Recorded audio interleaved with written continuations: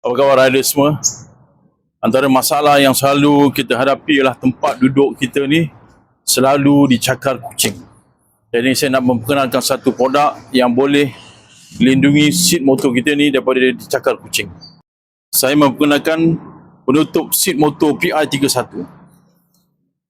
Jadi cara penggunaan penutup seat motor ini sangat mudah saja, hanya kita perlu letakkan di atas motosikal kita macam ni.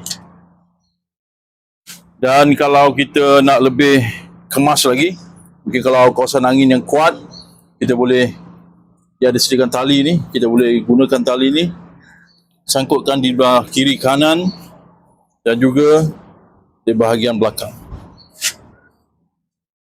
Penutup motor ini sangat sesuai digunakan di mana sahaja kerana dia begitu ringkas dan mudah untuk digunakan. Kelebihan lain penutup motor ni, dia dibuat daripada canvas yang tebal, menggunakan 3 lapisan canvas.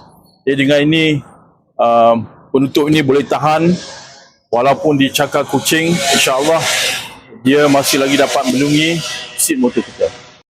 Jadi penutup motor ni saiznya kecil, jadi sangat mudah untuk digunakan. Kita mudah untuk lipat.